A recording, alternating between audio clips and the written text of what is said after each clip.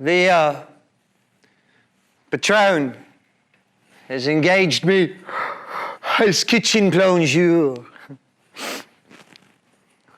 That is, my job is to wash up, keep the kitchen clean, prepare vegetables, make tea, coffee, sandwiches, do the simpler cooking, and run errands. The terms are as usual, 500 francs a month and food, but I have no free days and no fixed working hours.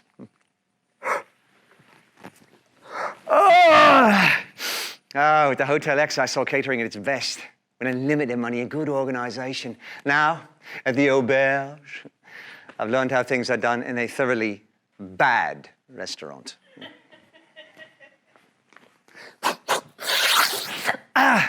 It's worth describing, for there are hundreds of similar restaurants in Paris, and every visitor feeds in one of them occasionally.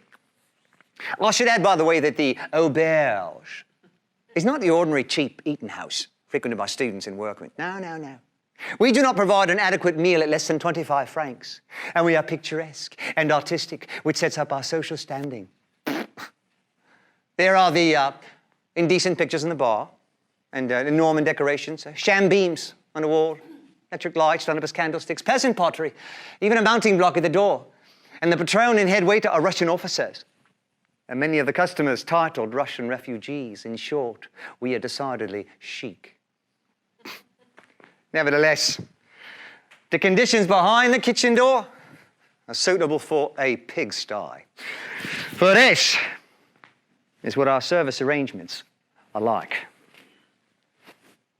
The kitchen measures 15 feet long by 8 broad. Now, half this space is taken up by the stoves and tables. Older pots have to be kept on shelves out of reach, and there's only room for one dustbin. Now, this dustbin is usually crammed full by midday, and the floor is normally an inch deep in a compost of trampled food. For firing, we have 3 gas stoves without ovens, and all joints have to be sent out to the bakery. There is no larder. Our substitute for one is a half-roof shed in the yard with a tree growing in the middle of it. Yeah. The meat, vegetables, and so forth lay there on the bare earth, raided by rats and cats. And there is no hot water laid on. Water for washing up has to be heated in pans. And as there's no room for them on the stoves when the meals are cooking, most of the plates have to be washed in cold water. This, with soft soap and hard Paris water, means scraping the grease off with bits of newspaper. We are so short of saucepans, we have to wash each one by hand as soon as it's done with, instead of leaving them till evening. This alone probably wastes an hour a day. Oh, and there's some scamping of expense in the installation. The electric light usually fuses at 8 in the evening. Now, the patron will only allow us 3 candles in the kitchen. Cook says 3 is unlucky, so we have only 2. Our coffee grinder's borrowed from a bistro nearby, and our dustbin and brooms from the concierge. Now, after the first week, a quantity of linen did not come back from the wash as the bill was not paid. We were in trouble with the inspector of labor, who's discovered the staff includes no Frenchman. He's had several private interviews with the patron, who I believe was obliged to bribe him. The electric company's still dunning us. When the Duns found out we would buy them aperitifs, they started coming every morning. We were in debt at the grocery, and credit would have been stopped only the grocer's wife, a mustachioed woman of 60, has taken a fancy to Jules, who sent every morning to cajole her. Similarly, I have to waste an hour every day haggling over vegetables in the Rue de Commerce to save a few centimes. These are the results of starting a restaurant on insufficient capital. And in these conditions, the cook and I are expected to serve 30 or 40 meals a day. We'll later on be serving 100. From the first day, it's been too much for us. Cook's hours are from 8 in the morning till midnight. Mine are from 7 in the morning till 12:30 the next morning, 17 and a half hours, almost without a break. Never have time to sit down till 5 in the afternoon. Even then, there's no seat except the top of the dustbin. Boris, who lives nearby and is not to catch the last metro home, works from 8 in the morning till 2 the next morning, 18 hours a day, 7 days a week. Such hours, though not usual, are nothing extraordinary in Paris. Life has settled into a routine that makes the Hotel X seem like a holiday. Every morning at 6, I drive myself out of bed. I do not shave. I sometimes wash, hurry up to the Place d'Italie, and I fight for a place on the metro. By 7, I'm in the desolation of the tall, cold, filthy kitchen with potato skins and bones and fishtails littered on the floor and a pile of plates stuck together in their grease waiting for them overnight. Now, I cannot start on the plates yet because the water's cold and I have to fetch milk and make coffee, for the others arrive at 8 and expect to find coffee ready. Also, there are always several copper saucepans to clean. Oh, those copper saucepans, they're the bane of the plongeur's life. Have to be scoured with sand and bunches of chain, 10 minutes to each one, and then polished on the outside with brasso. Fortunately, the art of making them has been lost, and they're gradually vanishing from French kitchens, though one can still buy them secondhand. When I've begun on the plates, the cook will take me away from the plates to begin skinning onions. When I've begun on the onions, the patron will arrive, send me out to buy cabbages. When I come back with the cabbages, the patron's wife will tell me to go to some shop half-mile away and buy a pot of rouge. And by the time I come back, there'll be more vegetables waiting, and the plates are still not done. In this way, our incompetence piles, one job on another, throughout the day, everything in arrears. Till 10, things go comparatively easily, though we are working very fast and no one loses his temper. Cook finds time to talk about her artistic nature. Then say, do I not think Tolstoy is épatante? And sings in a fine soprano voice as she minces beef on the board. But at 10, the waiters begin clamoring for their lunch, which they have early. And by 11, the first customers will be arriving. Oh, suddenly everything becomes all hurry and bad temper. See, it is not the same furious rushing and yelling as at the Hotel X, but an atmosphere of muddle, petty spite, and exasperation. Discomfort is at the bottom of it. It is unbearably cramped in the kitchen, and dishes have to be put on the floor. And one has to be thinking constantly about not stepping in them. The cook's vast buttocks bangs against me as she moves to and fro. A ceaseless, nagging chorus of order streams from her. Unspeakable idiot! How many times have I told you not to bleed the beetroots? Quick, let me get through the sink. Put those knives away. Get on with the potatoes. What have you done with my strainer? Oh, leave those potatoes alone. Didn't I tell you to skim that bouillon? Take that can of water off the stove. No. Never mind the washing up. Chop this celery. No, not like that, you fool, like this. No, there, look at you. Letting those peas boil over, huh? Now get to work and scale these herrings. Woo! Look, you call this plate clean? Wipe it on your apron. Put that salad on the floor. Oh, that's right. Put it where I'm bound to step in it. Oh, look out, that pot's boiling over. Get me down that saucepan. No, the other one. Here, put this on the grill. Throw those potatoes away. Don't waste time. Throw them on the floor. Tread them in, huh? Now throw down some sawdust. This floor is like a skating rink. Oh, look, you fool, that steak is burning. Oh, mon Dieu, why do they send me an idiot for a plongeur? Who are you talking to? Do you realize my aunt was a Russian countess? Etc., etc., etc. This goes on until 3 o'clock without much variation, except that at about 11 o'clock, the cook has a Christine in flood of tears. Now, between 3 and 5 is a fairly slack time for the waiters, but the cook's still busy, and I'm working at my fastest, for there's a pile of dirty plates waiting, and it is a race to get them done, or partly done before dinner begins. Washing up is doubled by the primitive conditions, cramped draining board, tepid water, sodden cloths, and a sink that gets blocked once in an hour. Yeah, by 5, the cook and I are feeling unsteady on our feet. Not having eaten or sat down since 7, we will collapse. She on the dustbin, I on the floor, drink a bottle of beer and apologize for some of the things we said in the morning. Tea is what keeps us going. We take care to have a pot always stewing and drink pints during the day. At 5:30, the hurry and quarreling begins again, only now worse than before because everyone's tired out. The cook has a creased nerves at 6. And another at 9. They come on so regularly, one could tell time by them. She will flop down on the dustbin, begin weeping hysterically, and cry out that never have I thought to come to a life such as this. Oh, my nerves will not stand it. Oh, I have studied music in Vienna. Oh, I have a bedridden husband to support, etc., etc., etc. Now, at another time, one would feel sorry for her. But tired as we all are, her whimpering voice merely infuriates us. Jules will stand in the doorway and mimic her weeping. The patron's wife nags, and Boris and Jules quarrel all day because Jules shirks his work, and Boris's head waiter claims the larger share of the tips. Only the second day, after the restaurant opened, they came to blows in the kitchen over a 2-franc tip, and the cook and I had to separate them. The only person who never forgets his manners is the patron. He keeps the same hours as the rest of us, but he has no work to do, for it's his wife who really manages things. His sole job, besides ordering supplies, is to stand in the bar, smoking cigarettes and looking gentlemanly. And he does that to perfection. Cook and I generally eat our dinner between 10 and 11 o'clock. At midnight, the cook will steal a packet of food for her husband, stow it under her clothes, and make off, whimpering that these hours will kill me, and they will give notice in the morning. Jules also leaves at midnight, usually after a dispute with Boris, who has to look after the bar till 2. Now, between 12 and half past, I do what I can to finish the washing up. There's no time to attempt doing the work properly, and I'll simply wipe the grease off the plates with table napkins. And as for the dirt on the floor, I'll let it lie, or sweep the worst of it out of sight under the stoves. At 12:30, I put on my coat and I hurry out. The patron, bland as ever, will stop me as I go down the alleyway past the bar. Oh, yeah, monsieur, monsieur. Oh, how tired you look, huh? Please, do me the favor of accepting this glass of brandy, huh? And they will hand me the glass of brandy as courteously as though I'd been a Russian duke instead of a plongeon. We treat all of us like this. It's our compensation for working 17 hours a day. As a rule, the last metro is almost empty. A great advantage, for one can sit down and sleep for a quarter of an hour. Generally, I'm in bed by 1:30. Sometimes I miss the train and have to sleep on the floor of the restaurant. But it hardly matters, for I could sleep on cobblestones at that time. Yeah.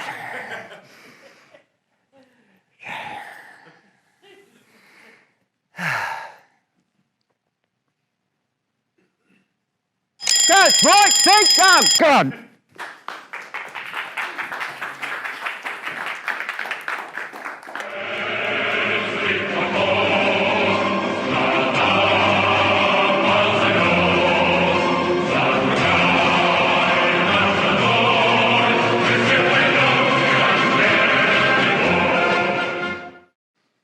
Comrades, you have heard already about the strange dream that I had last night. But I will come to the dream later. I have something else to say first. I do not think, comrades, that I shall be with you for many months longer. And before I die, I feel it my duty to pass on to you such wisdom as I have acquired. I have had a long life. I have had much time for thought as I lay alone in my stall. And I think I may say that I understand the nature of life on this earth as well as any animal now living. It is about this that I wish to speak to you. Now, comrades, what is the nature of this life of ours? Well, let us face it, our lives are miserable, laborious, and short. We are born. We are given just so much food as will keep the breath in our bodies. And those of it are capable of it are forced to work to the very last atom of their strength. And in the very instant that our usefulness has come to an end, we are slaughtered with hideous cruelty. No animal in England knows the meaning of happiness or leisure after he is a year old. No animal in England is free. The life of an animal is misery and slavery. This is the plain truth. But is this simply part of the order of nature? Is it because this land of ours is so poor that it cannot afford a decent life to those who dwell upon it? No. Comrades, 1,000 times no. The soil of England is fertile. Its climate is good. It is capable of affording food in abundance to an enormously greater number of animals than now inhabit it. This single farm of ours would support 12 horses, 20 cows, hundreds of sheep, and all of them living in a comfort and dignity that is now almost beyond our imagining. Why then do we continue in this miserable condition? Because nearly the whole of the produce of our labor is stolen from us by human beings. There, comrades, is the answer to all our problems. It is summed up in a single word: man. Man is the only real enemy we have. Remove man from the scene and the root cause of hunger and overwork are abolished forever. Man is the only creature that consumes without producing. He does not give milk. He does not lay eggs.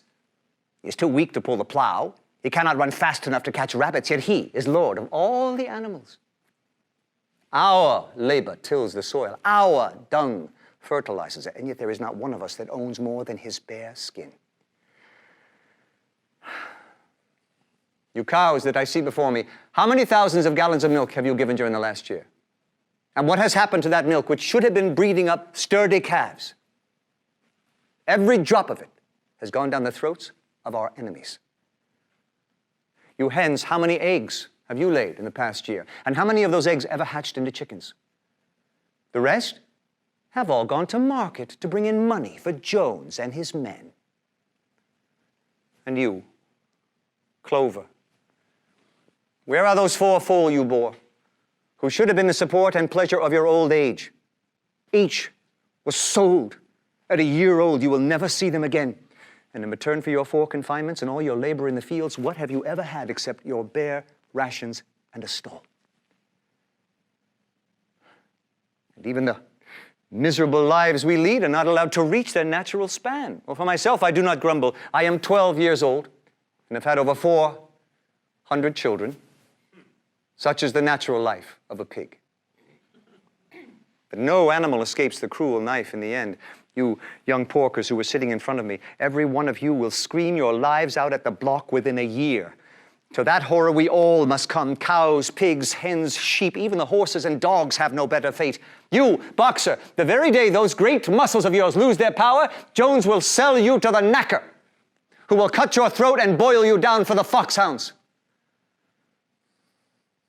As for the dogs, when they grow old and toothless, Jones ties a brick round their neck and drowns them in the nearest pond. Is it not crystal clear then, comrades, that all the evils of this life of ours spring from the tyranny of human beings? Only get rid of man, and the produce of our labor would be our own. Almost overnight we could become rich and free. What then must we do? Why, work night and day, body and soul, for the overthrow of the human race. That is my message to you, comrades. Rebellion. I do not know when that rebellion will come. It might be a week or 100 years, but I know, as surely as I see this straw beneath my feet, that sooner or later justice will be done. Fix your eyes on that, comrades, throughout this short remainder of your lives. And above all, pass on this message of mine to those who come after you, so that future generations shall carry on the struggle until it is victorious. And remember, comrades, your resolution must never falter. Let no argument lead you astray. Never listen when they tell you that man and the animals have a common interest, that the prosperity of the one is the prosperity of the others. It is all lies. Man serves the interest of no creature except himself. And among us animals, let there be perfect unity. Perfect comradeship in the struggle. All men are enemies. All animals are comrades.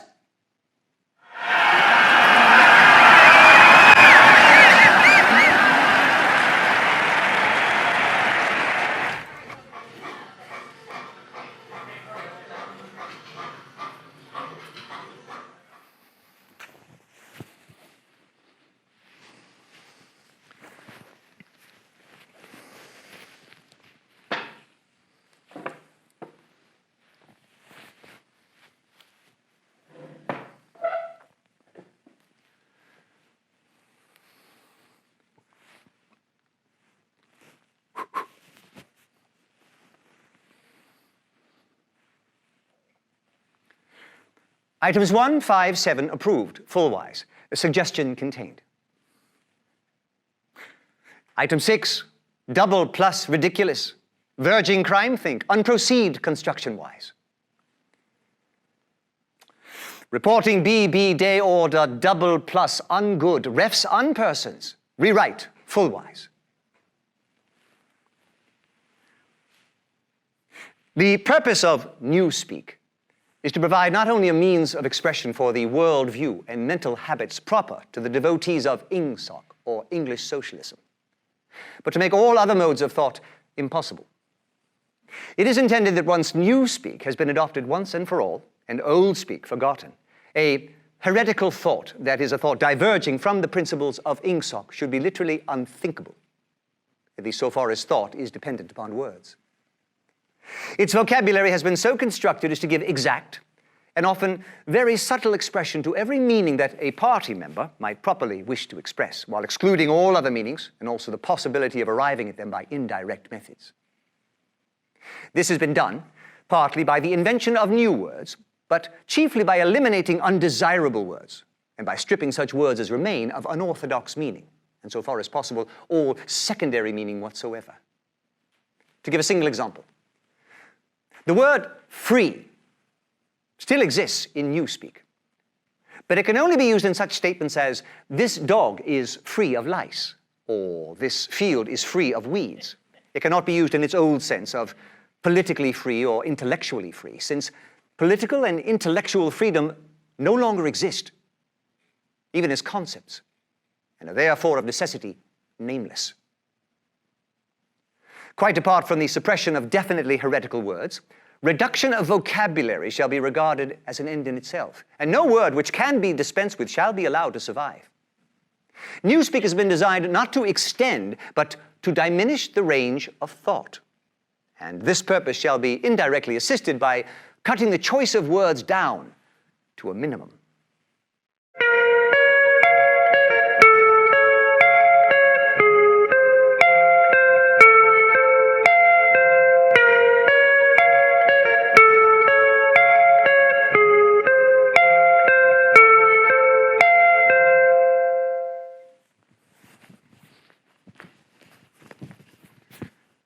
It was a bright, cold day in April, and the clocks were striking 13. Winston Smith, his chin nuzzled into his breast in an effort to escape the vile wind, slipped quickly through the glass doors of Victory Mansions, though not quickly enough to prevent a swirl of gritty dust from entering along with him. The hallway smelled of boiled cabbage and old rag mats. At one end of it, a colored poster, too large for indoor display, had been tacked to the wall. It depicted simply an enormous face, more than a meter wide. The face of a man of about 45, with a heavy black mustache and ruggedly handsome features. Winston made for the stairs. It was no use trying the lift. Even at the best of times, it was seldom working, and at present the electric current was cut off during daylight hours. It was part of the economy drive in preparation for Hate Week. The flat was 7 flights up, and Winston, who was 39 and had a varicose ulcer above his right ankle, went slowly, resting several times on the way. On each level opposite the lift shaft, the poster with the enormous face gazed from the wall. It was one of those pictures which are so contrived that the eyes follow you about when you move. Big Brother is watching you, the caption beneath it ran. Inside the flat, a fruity voice was reading out a list of figures which had something to do with the production of pig iron. The voice came from an oblong metal plaque, like a dulled mirror, which formed part of the surface of the right-hand wall. Winston turned a switch, and the voice sank somewhat, though the words were still distinguishable. The instrument, the telescreen it was called, could be dimmed, but there was no way of shutting it off completely. He moved over to the window, a smallish, frail figure, the meagerness of his body merely emphasized by the blue overalls which were the uniform of the party. His hair was very fair, his face naturally sanguine, his skin roughened by coarse soap and blunt razor blades in the cold of the winter that had just ended. Outside, even through the shut window pane, the world looked cold. Down in the street, little eddies of wind were whirling dust and torn paper into spirals, and though the sun was shining and the sky a harsh blue, there seemed to be no color in anything except the posters that were plastered everywhere. The black mustachioed face gazed down from every commanding corner. There was one on the house front immediately opposite. Big Brother is watching you, the caption said, while the dark eyes looked deep into Winston's own. Down at street level, another poster, torn at one corner, flapped fitfully in the wind, alternately covering and uncovering the single word, Ingsoc. In the far distance, a helicopter skimmed down between the roofs, hovered for an instant like a blue bottle, and then darted away again with a curving flight. It was the police patrols snooping into people's windows. The patrols did not matter, however. Only the thought police mattered. Behind Winston's back, the voice from the telescreen was still babbling away about pig iron and the over-fulfillment of the 9th three-year plan. The telescreen received and transmitted simultaneously. Any sound that Winston made above the level of a very low whisper would be picked up by it. Moreover, so long as he remained within the field of vision which the metal plaque commanded, he could be seen as well as heard. There was, of course, no way of knowing whether you were being watched at any given moment. How often or on what system the thought police plugged into any individual wire was guesswork. It was even conceivable that they watched everybody, all the time. But at any rate, they could plug in your wire whenever they wanted to. You had to live, did live, from habit that became instinct and the assumption that every sound you made was overheard, and except in darkness, every movement scrutinized.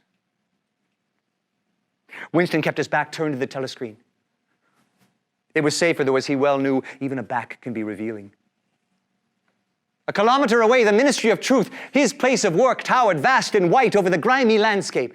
This, he thought, with a sort of vague distaste, this was London, chief city of air, Strip 1, itself the third most populous of the provinces of Oceania. He tried to squeeze out some childhood memory that should tell him whether London had always been quite like this.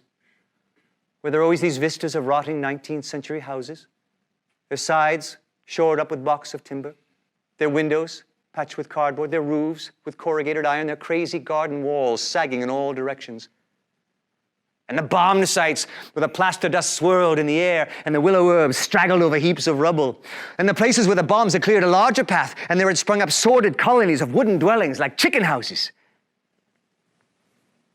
But it was no use, he could not remember. Nothing remained of his childhood except a series of bright-lit tableaux occurring against no background and mostly unintelligible.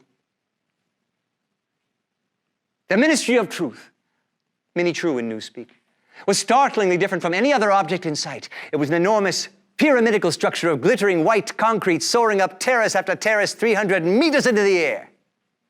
From where Winston stood, it was just possible to read, picked out on its white face in elegant lettering, the three slogans of the party.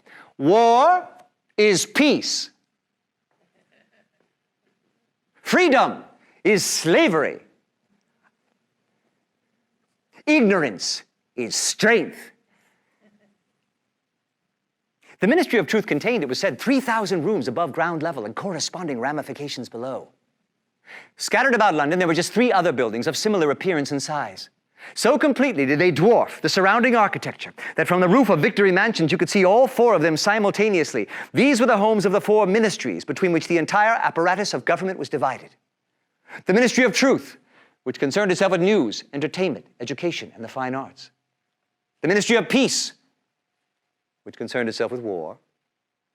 The Ministry of Love, which maintained law and order.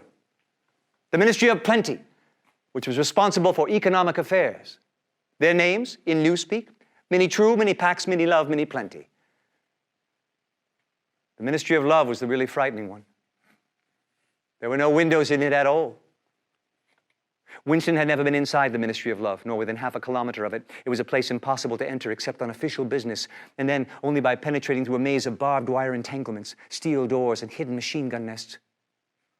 Even the streets leading up to its outer barriers were roamed by gorilla-faced guards in black uniforms with jointed truncheons in their hands. Winston turned round abruptly. He had set his features into the expression of quiet optimism, which it was advisable to wear when facing the telescreen. He crossed the room into the tiny kitchen. By leaving the ministry at this time of day, he had sacrificed his lunch in the canteen, and he was aware there was no food in the kitchen except a hunk of dark-colored bread, which had got to be saved for tomorrow's breakfast.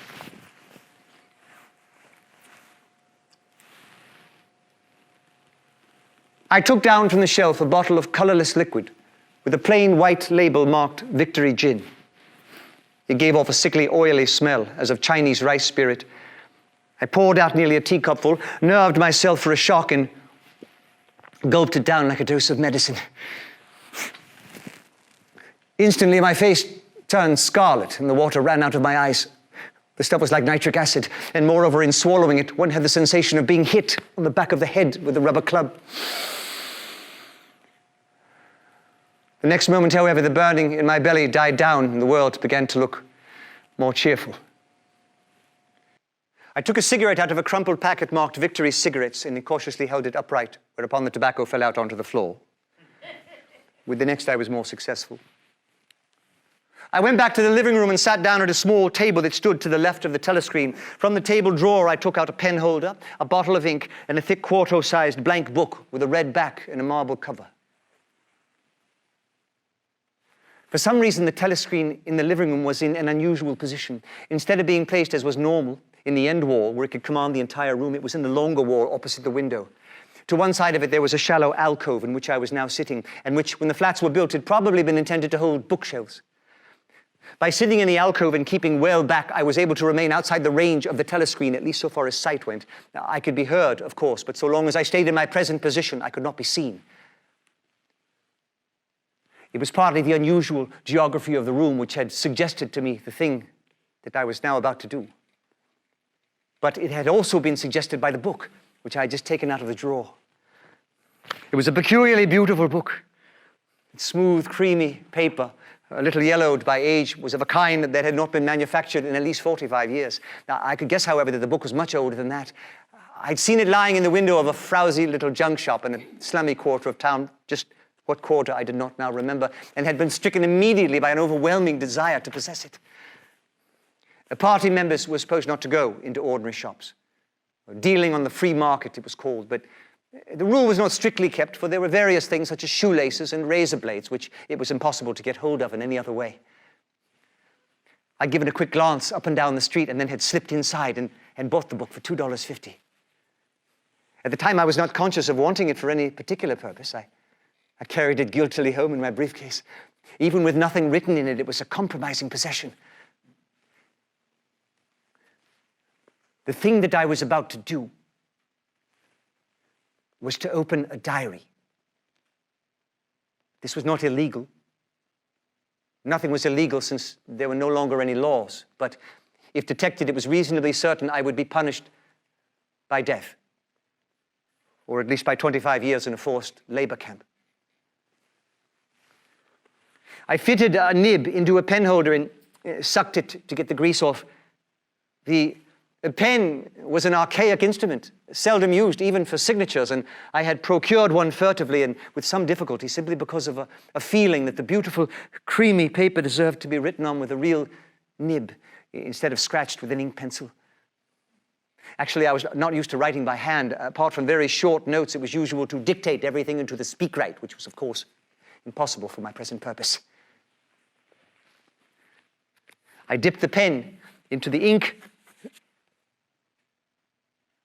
and then faltered for just a second. A tremor had gone through my bowels. To mark the paper was the decisive act. In small, clumsy letters, I wrote, April 4th,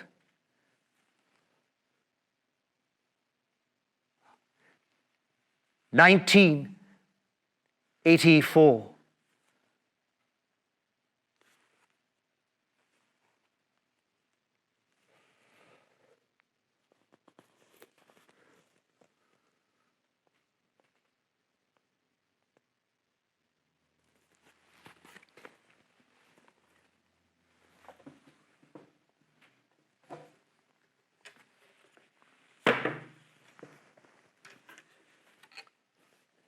It was nearly 1100, and in the records department where I worked, they were dragging the chairs out of the cubicles and grouping them in the center of the hall, opposite the big telescreen, in preparation for the 2 minutes hate.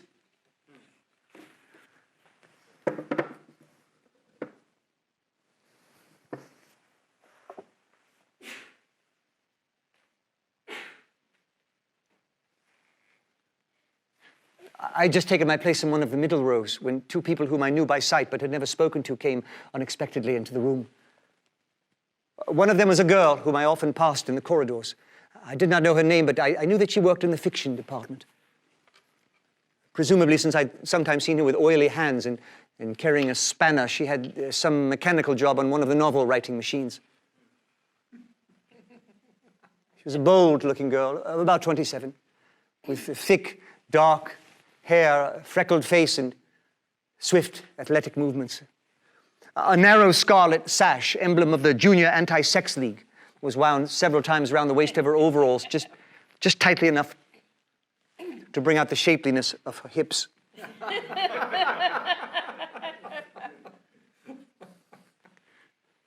I had hated her from the very first moment of seeing her.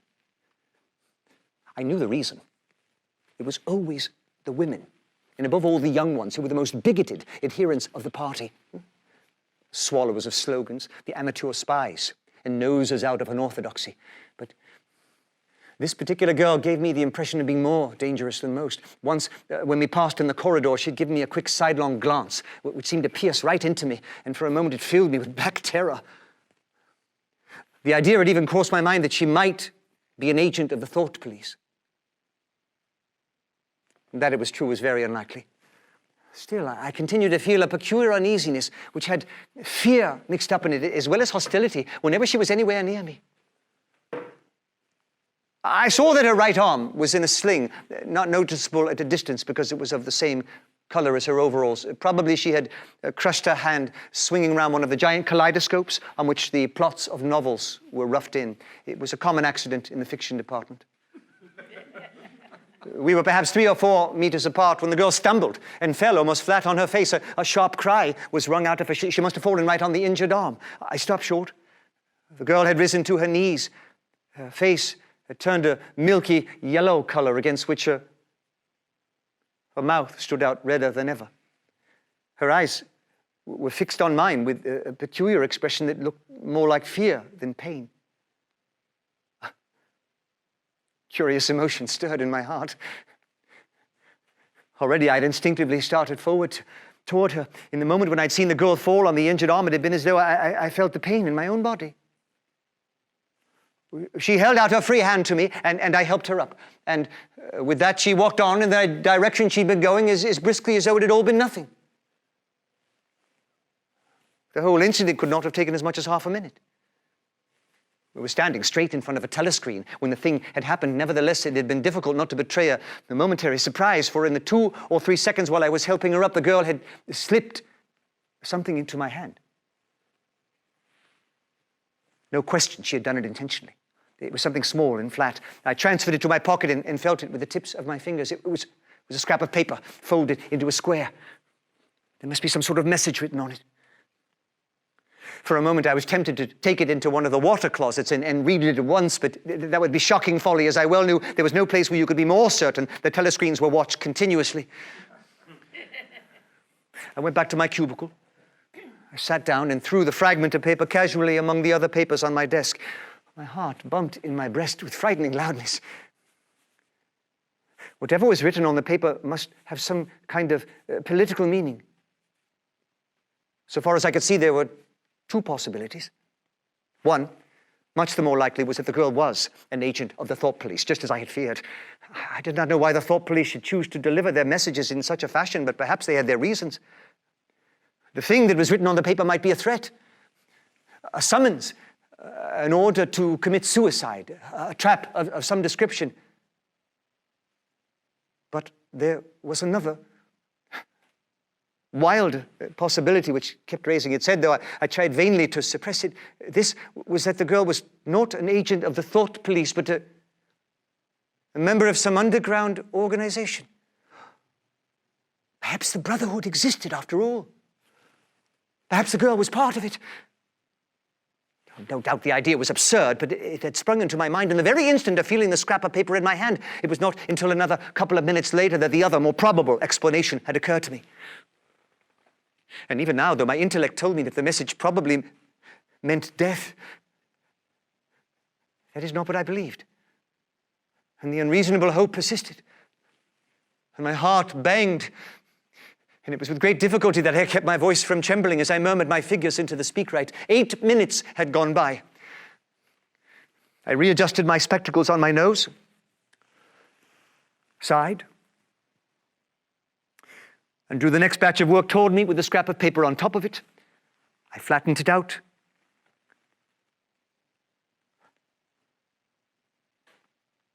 On it was written in large, unformed handwriting, "I love you."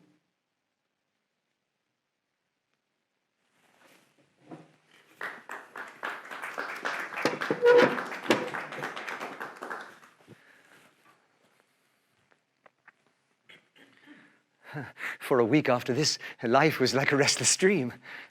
On the next day, we passed each other without a glance.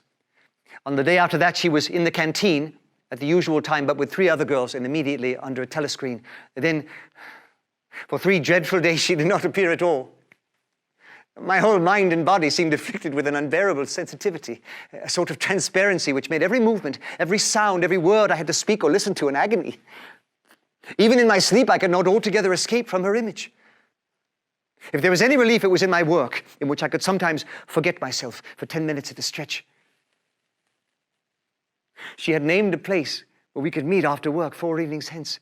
It was a street in one of the poorer quarters where there was an open market, which was generally crowded and noisy. She would be hanging about among the stalls, pretending to be in search of shoelaces or sewing thread. If she judged that the coast was clear, she would blow her nose as I approached. Otherwise, I was to walk past her without recognition. But with luck, in the middle of the crowd, it would be safe to talk for a quarter of an hour and arrange another meeting. As we drifted down the crowded pavements, not quite abreast and never looking at one another, we carried on a curious, intermittent conversation which flicked on and off like the beams of a lighthouse, suddenly nipped into silence by the approach of a party uniform or the proximity of a telescreen, then taken up again minutes later in the middle of a sentence, then abruptly cut short as we parted at the agreed spot, then continued the next day almost without introduction. Julia seemed quite used to this kind of conversation, which she called talking by installments. She was also surprisingly adept at speaking without moving her lips. Just once in almost a month of nightly meetings, we managed to exchange a kiss. She'd had her first love affair when she was 16, with a party member of 60 who later committed suicide to avoid arrest. Since then, there had been various others. Life, as she saw it, was quite simple. You wanted a good time. They, meaning the party, wanted to stop you having it. You broke the rules as best you could. She seemed to think it just as natural that they should want to rob you of your pleasures as that you should want to avoid being caught. She hated the party and said so in the crudest words, but she made no general criticism of it. Except where it touched upon her own life, she had no interest in party doctrine. I noticed that she never used newspeak words, except the ones which had passed into everyday use. She had never heard of the Brotherhood and refused to believe in its existence. Any organized revolt against the party, which was bound to be a failure, struck her as stupid. The clever thing was to break the rules and stay alive all the same. I wondered vaguely how many others like her there might be in the younger generation. The people who'd grown up in the world of the revolution, knowing nothing else, accepting the party as something unalterable, like the sky, not rebelling against its authority, but simply evading it, as a rabbit dodges a dog.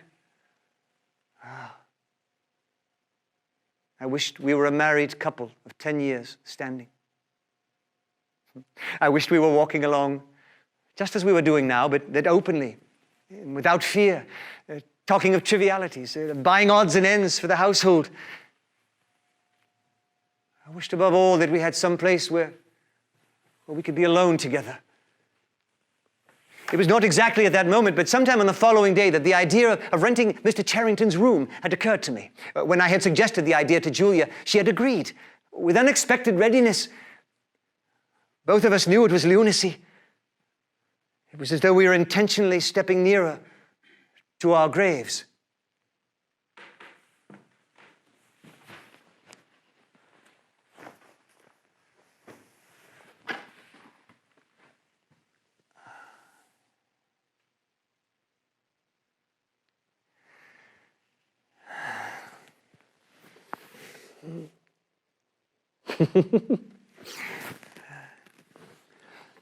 In the room over Mr. Charrington's shop when we could get there, Julia and I lay on a stripped bed under the open window, naked for the sake of coolness. The bugs had multiplied hideously in the heat. It did not matter. Dirty or clean, the room was paradise. As soon as we arrived, we would sprinkle everything with pepper bought on the black market, then tear off our clothes and make love with sweating bodies, and fall asleep. and then waken to find that the bugs had rallied and were massing for the counterattack. 4, 5, 6, 7 times we met during the month of June. I dropped my habit of drinking at all hours. I seem to have lost the need for it. I'd grown fatter. My varicose ulcer had subsided, leaving only a brown stain on the skin above the ankle. The fits of coughing in the early morning had stopped.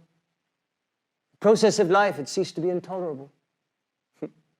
I had no longer any impulse to make faces at the telescreen or shout curses at the top of my voice. Now that we had a secure hiding place, almost a bourne, did not even seem a hardship that we could meet only infrequently and for a couple of hours at a time. What mattered was that the room over the junk shop should exist.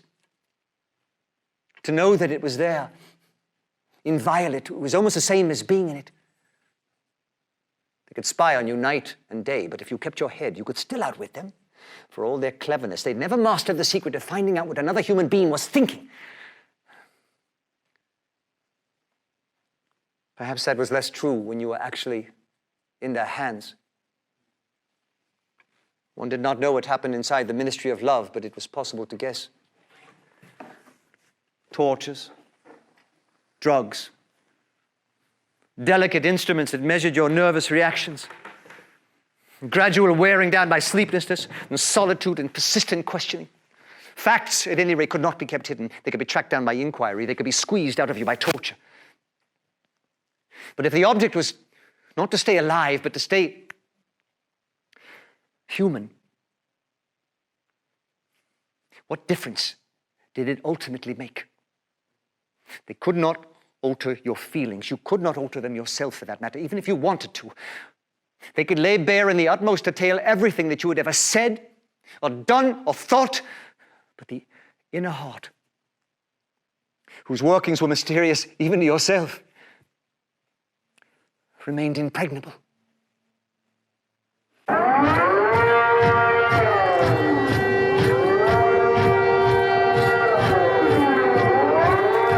exactly where you are. Make no movement until you are ordered.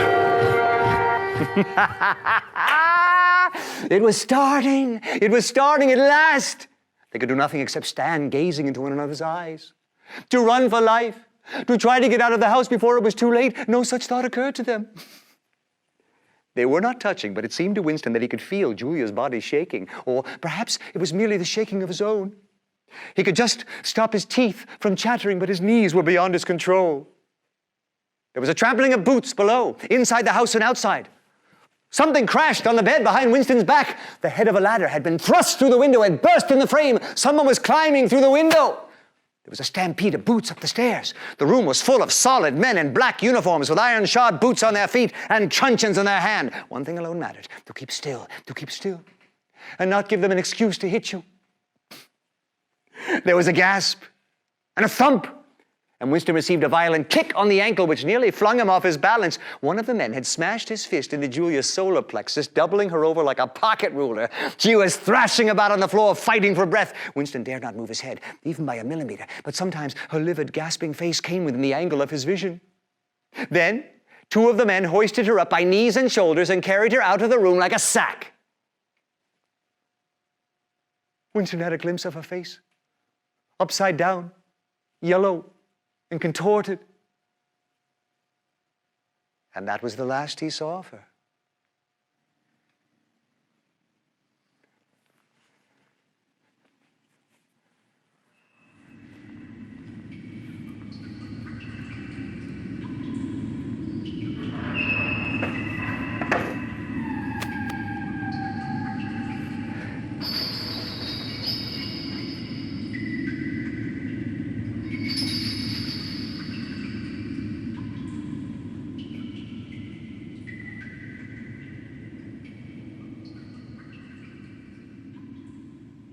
How many times I was beaten.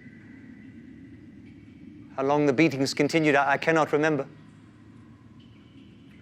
There are times when it went on and on until the cruel, wicked, unforgivable thing seemed to be not that the gods continued to beat me, but that I could not force myself into losing consciousness.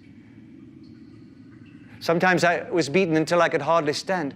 then flung like a sack of potatoes onto the stone floor of a cell, left to recuperate for a few hours, and taken out and beaten some more. I remember a surly barber arriving to scrape my chin and crop my head, and businesslike, unsympathetic men in white coats taking my pulse, tapping my reflexes, turning up my eyelids, running harsh fingers over me in search of broken bones, shooting needles in my arm to make me sleep. In the end, the nagging voices broke me down more completely than the boots and the fists. I became simply a mouth that uttered, a hand that signed whatever was commanded of me. My sole concern was to find out what they wanted me to confess, and then confess it quickly before the bullying started anew. I confessed to the assassination of eminent party members, the distribution of seditious pamphlets, embezzlement of public funds, sale of military secrets, sabotage of every kind. I confessed to being an admirer of capitalism, a religious believer and a sexual pervert. I confessed that for years I'd been a member of an underground organization which had included almost every human being I'd ever known. It was easier to confess everything and implicate everybody. Besides, in a sense, it was all true. In the eyes of the party, there was no distinction between the thought and the deed.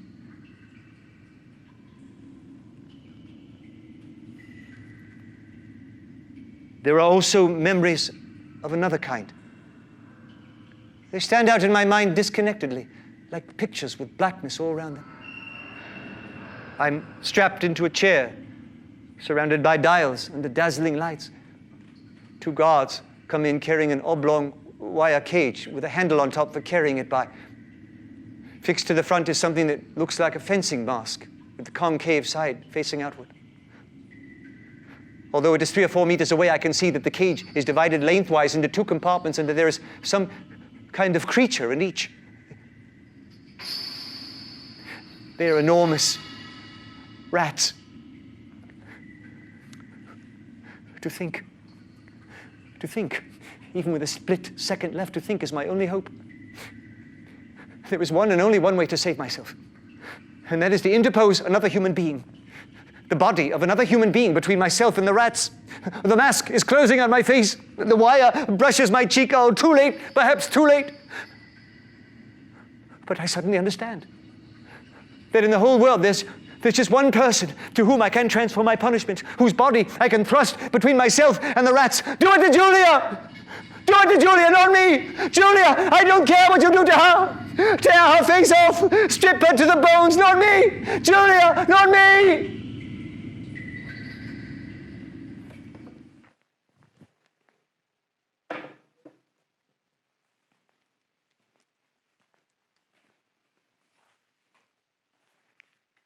He had seen her.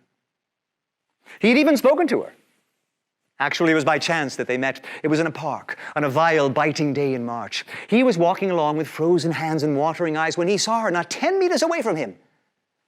It struck him at once that she had changed in some ill-defined way. They almost passed each other without a glance, but then he turned and followed her.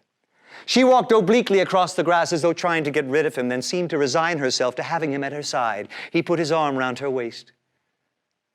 There was no telescreen, but there must be hidden microphones. Besides, they could be seen. It did not matter.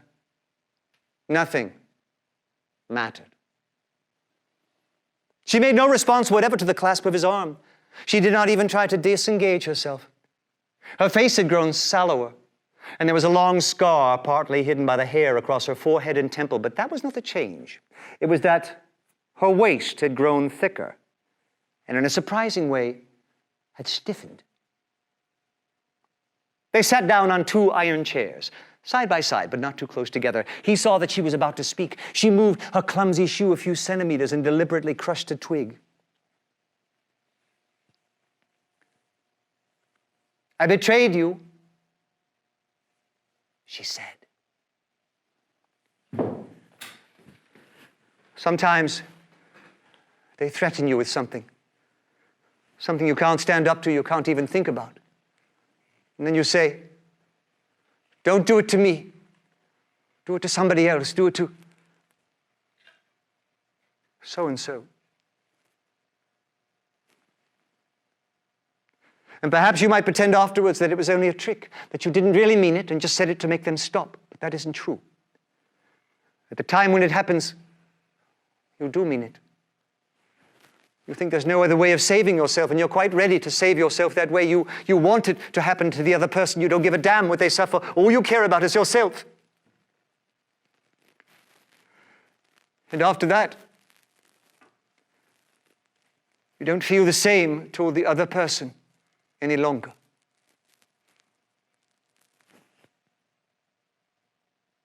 There seemed to be nothing more to say.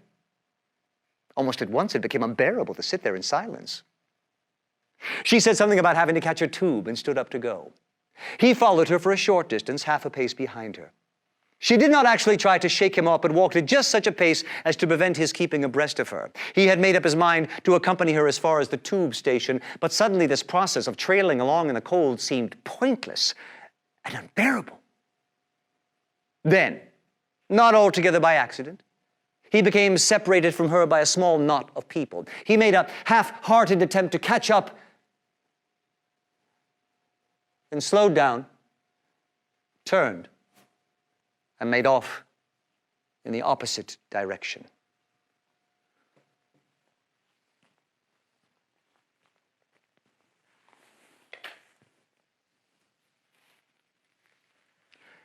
You will have heard rumors of the existence of the Brotherhood. No doubt you have formed your own picture of it.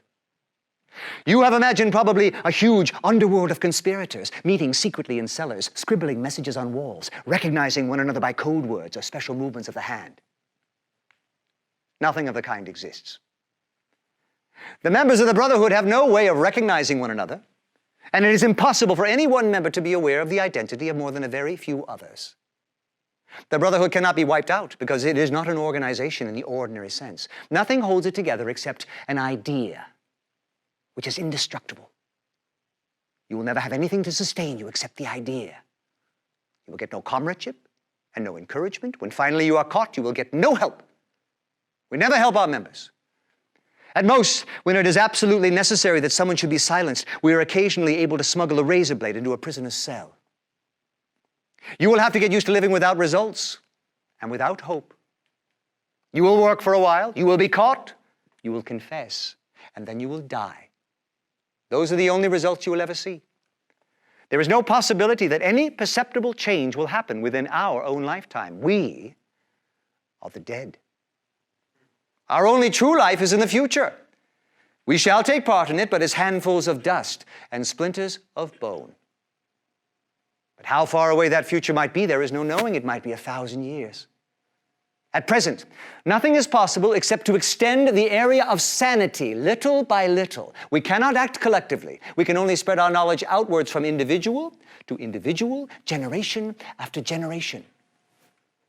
In the face of the thought police, there is no other way.